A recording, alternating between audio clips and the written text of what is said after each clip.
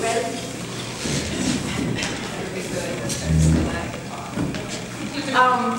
First I want to do a disclaimer.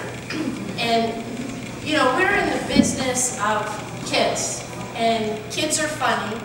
But our department sometimes is a little funnier than others. And I want to say, no disrespect, if you know us, you know how much we love our kids and how much we care for our kids, but really they are funny.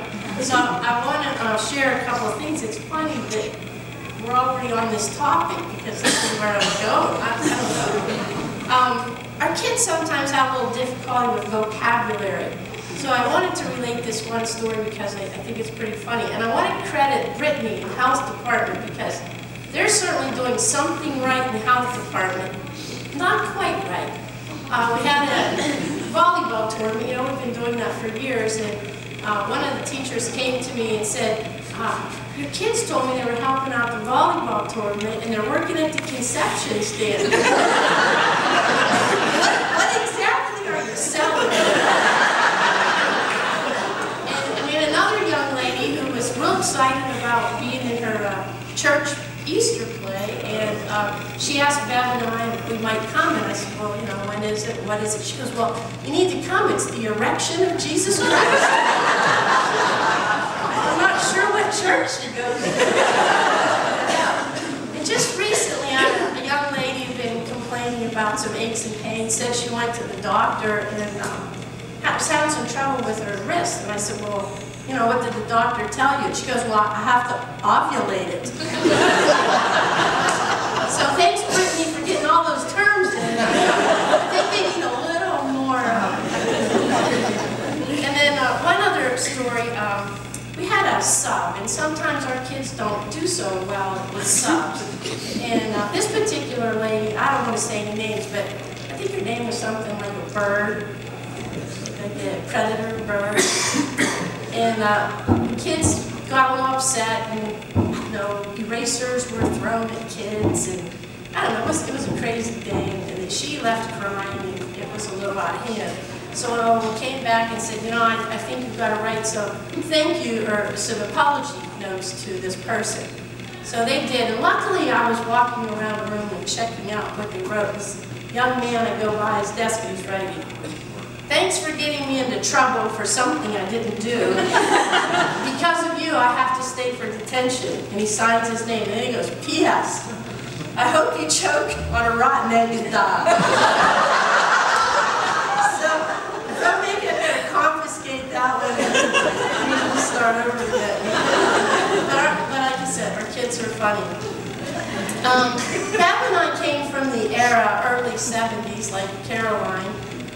Went to Slippery Rock, and I don't know what the board at Slippery Rock was thinking about, but the head of the special ed department there, his name was Dr. Dinger. And they actually named the hall Dinger Hall. I don't know, I just didn't sound right. At that time, everything fit into three neat little categories, and believe it or not, there was no learning disability then. That didn't even exist. There was no autism, no Asperger's, no obsessive-compulsive disorder, no oppositional defiant disorder, no traumatic brain injury. By the way, that's a concussion. We see a lot of those lately. No borderline personality disorder, but I think any one of us could suffer from that on any given day. And I saved Bev on this one because we got a student with an IEP who had a gender identity disorder, and she met the person and was just about to say the wrong thing while I introduced and made sure she had the right gender. But don't worry about that. If you've got extra, they also now have dual diagnoses, so if you've got a couple of those, it's okay. We've been compared as a married couple over the years.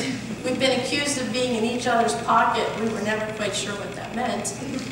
We were Brangelina before Brangelina was anything. We used to get mail before she changed her name. It used to say James Seminara. We were always one and the same person. We used to introduce ourselves as partners, but we went to a conference once and the president was introducing his partner and we said, we're not partners.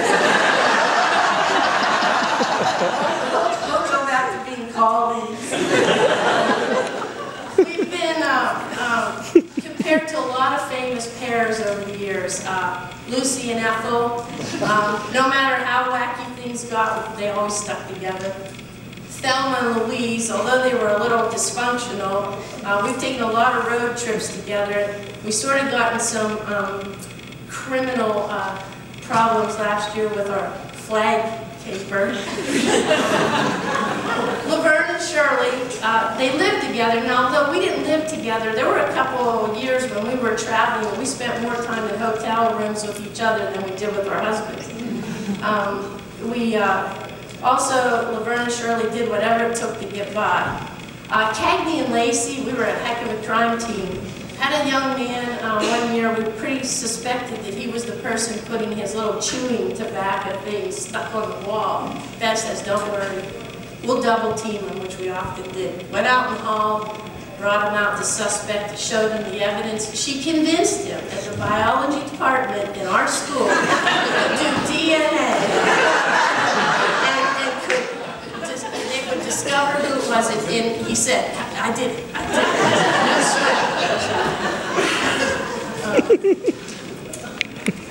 We've also been compared to Dumb and Dumber.